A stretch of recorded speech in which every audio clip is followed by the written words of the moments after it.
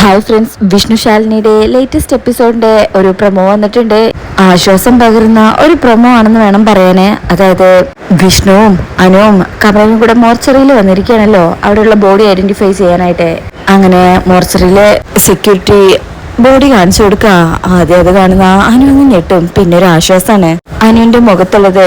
അപ്പൊ തന്നെ ഇത് മാഡം അല്ല സാർ എന്ന് വിഷ്ണുവിന്റെ അടുത്ത് പറയും. ശാലിനി അല്ലെന്ന് കേൾക്കുമ്പോ അപ്പഴാ വിഷ്ണുവിന്റെ ശ്വാസം നേരെ വീഴുന്നെന്ന് പറയാ. ഒരു സമാധാനത്തോടു കൂടി വിഷ്ണു ഇങ്ങനെ നിൽക്കാണ് അവിടെ.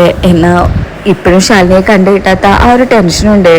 അപ്പൊ കവലം പറയും, ഞാൻ പറഞ്ഞില്ലേ ആശാനെ, അത് നമ്മളെ ഏട്ടത്തിയമ്മയല്ല, ഏട്ടത്തിയമ്മയ്ക്ക് ആശാനെ വിട്ട് പോകാൻ കഴിയില്ല എന്നൊക്കെ ഇങ്ങനെ കമലൻ വിഷ്ണുവിന്റെ അടുത്ത് പറഞ്ഞ് വിഷ്ണുവിനെ സമാധാനിപ്പിക്കുക. ആടാന്ന് പറഞ്ഞ് വിഷ്ണു നിൽക്കണേ, എന്നാലും കരയുന്നുണ്ട്.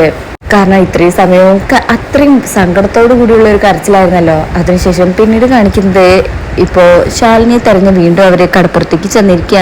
വിഷ്ണുവും കമലനും അനുപല്ലവിയും ഉണ്ട് കൂടെ. അവരിങ്ങനെ ആ കടത്തീരത്ത് ശാലിനി ഇങ്ങനെ തെരഞ്ഞു നടക്കുക.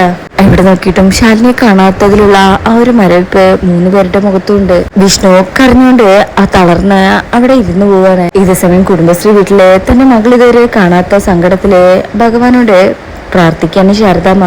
വിഷ്ണുവാണെങ്കില് പറഞ്ഞു പോയ കാര്യങ്ങൾ ആലോചിച്ച് സ്വയം കവളിൽ ഇങ്ങനെ തല്ലാണ്. ശേഷം വാ വശനെ, നമുക്ക് നാളെ വരാന്ന് പറഞ്ഞ് കമലം വിളിക്കുമ്പോ ഇല്ല, എന്റെ ശാലിനി ഇല്ലാതെ ഈ കടൽ തീരം വിട്ട് ഞാൻ വരില്ല. മരണം അത് തന്നെയാ അങ്ങനെയുള്ളവർക്കുള്ള മറുമരുന്ന്. ശാലിനി ഇല്ലെങ്കിൽ താനും മരിക്കും എന്നൊരു നിലപാടിൽ തന്നെയാണ് വിഷ്ണു ഇപ്പോഴും ഉള്ളത്.